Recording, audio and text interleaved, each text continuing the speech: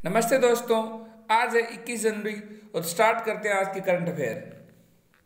First person, निम्नलिखित में से कौन सा मंत्रालय अमेजन वेब सर्विस के साथ मिलकर भारत की पहली क्वांटम कंप्यूटिंग एप्लीकेशन लैब की स्थापना करेगा? ऑप्शन ए विदेश मंत्रालय, ऑप्शन बी विज्ञान एवं प्रौद्योगिकी मंत्रालय, ऑप्शन सी इलेक्ट्रॉनिक्स एवं सूचना प्रौद्योगिकी मंत्रालय, ऑप्शन डी वित्त मंत्रालय। सही आंसर ऑप्शन सी इलेक्ट्रॉनिक्स एवं सूचना प्रौद्योगिकी मंत्रालय। इलेक्ट्रॉनिक्स एवं सूचना प्रौद्योगिकी मंत्रालय अमेजन वेब सर्विस के साथ मिलकर भारत की पहली क्वांटम कंप्यूटिंग एप्लीकेशन लैब की स्थापना करेगा। इस लैब का मकसद क्वांटम कंप्यूटिंग आधारित अनुसंधान विकास एवं नए वैज्ञानिक आविष्कारों में तेजी लानी है। ये लैब मंत्रालयों, विभागों, वैज्ञानिकों, शिक्षकों आदि को क्वांटम कंप्यूटिंग की सुविधा उपलब्ध कराएगा। अगला प्रश्न, ग्लोबल फायर पावर इंडेक्स 2021 में भारत को कौन सी रैंक मिली है? पहली, दूसरी, तीसरी, चौथी? सही आंसर ऑप्शन डी चौथी रैंक। हाल ही में ग्लोबल फायर पावर द्वारा जारी ग्लोबल फायर पावर इंडेक्स 2021 के मुताबिक दुनिया की सबसे ताकतवर मिलिट्री पावर अमेरिका के पास है। इस इंडेक्स में दूसरे व तीसरे पायदान पर क्रमशः रूस एवं चीन है और इस इंडेक्स में भारत को चौथी रैंक मिली है। इसमें 138 देशों को उनकी मिलिट्री क्षमता के आधार पर रैंकिंग दी गई है। अंतिम पायदान पर भूटान है। अगला प्रश्न 3, हाल ही में किस राज्य की सरकार ने ड्रैगन फ्रूट का नाम बदलकर कमलम रखने का निर्णय लिया है? Option A Uttar Pradesh, option B Gujarat, option C Madhya Pradesh, option D Chhattisgarh? सही आंसर ऑप्शन बी गुजरात।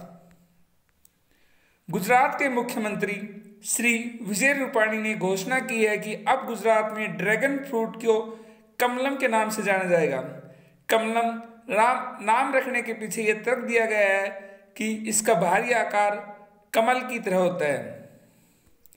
अगला प्रश्न 4, हाल ही में इंडियन माउंटेनियरिंग फाउंडेशन ने पहली बार शीत ऋतु में किसके नेतृत्व में एक दल को माउंट त्रिशूल पर पर्वतारोहण की मंजूरी दी है? Option A Arjun Vajpayee, Parth Upadhyay, Mohammed Ali, Sumitra Chaturvedi? Option A सही आंसर अर्जुन वाजपेयी। हाल ही में IMF यानी इंडियन माउंटेनियरिंग फाउंडेशन ने पहली बार शीत ऋतु में पर्वतारोहियों के एक दल को माउंट त्रिशूल पर पर्वतारोहण करने की मंजूरी दी है। इस 3 सदस्यीय दल के नेतृत्व अर्जुन वाजपेयी करेंगे। इस दल के अन्य 2 सदस्य मोहम्मद अली व पार्थ उपाध्याय हैं। प्रश्न 5, भारत का सबसे बड़ा हॉकी स्टेडियम किस राज्य में विकसित किया जाएगा? केरल, तमिलनाडु, उड़ीसा, पंजाब? सही answer option C Orissa. Orissa के राउरकेला में भारत का सबसे बड़ा हॉकी स्टेडियम बनाया जाएगा। पुरुष हॉकी वर्ल्ड कप 2023 से पहले इस स्टेडियम को बनाए जाने की संभावना है। केवल 1 साल के अंदर इस स्टेडियम को बनाने का लक्ष्य रखा गया है। ये एक विश्व स्तरीय स्टेडियम होगा। इसमें मीडिया सेंटर, जिम आदि सभी व्यवस्थाएं रहेंगी। अगला प्रश्न 6, खबरों में रहा गोरेवाड़ा अंतर्राष्ट्रीय चिड़ियाघर किस राज्य में स्थित है?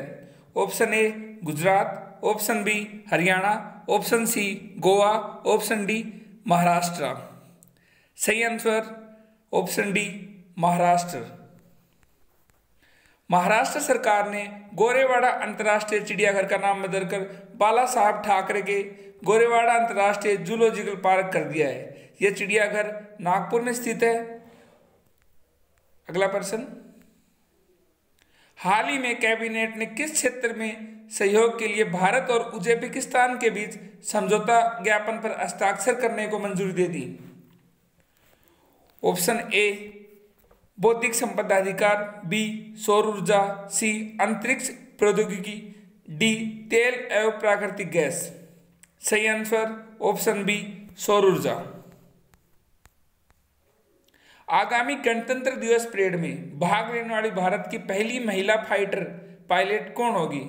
अवनी चतुर्वेदी, मोहना सिंह, भावना कंठ, सुदीक्षा पांडे।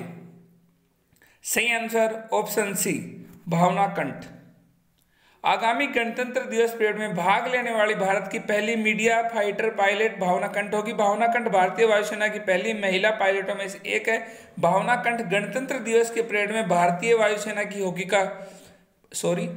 भावना कंठ गणतंत्र दिवस की परेड में भारतीय वायुसेना की झांकी का हिस्सा होगी। अगला प्रश्न 9। हाल ही में भारत यूरोपीय संघ IPR वार्ता का कौन सा संस्करण आयोजित किया गया?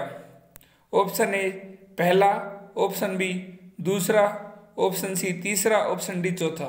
सही आंसर ऑप्शन ए पहला।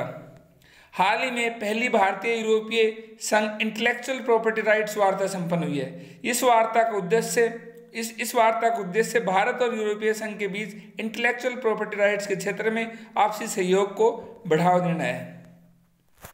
अगला प्रश्न।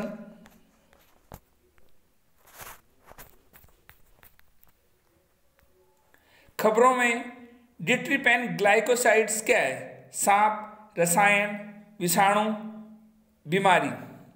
इसका सही ऑप्शन है ऑप्शन बी रसायन। आमतौर पर कीट भोजन के लिए पौधों पर निर्भर रहते हैं और साइंस पत्रिका में प्रकाशित शोध के अनुसार कीटों से अपनी रक्षा के लिए पौधे रसायनों की मदद लेते हैं। इसी के साथ आज का अभ्यास प्रश्न। हाल ही में जारी इंडिया इनोवेशन इंडेक्स 2020 के मुताबिक भारत का कौन सा राज्य सबसे ज़्यादा इनोवेटिव है? Option A Tamil Nadu, option A Telangana, option B Tamil Nadu, option C Maharashtra, option D Karnataka. इस अभ्यास प्रश्न का आंसर आपको कमेंट बॉक्स में देना है। और आज के लिए इतना ही। जय हिंद।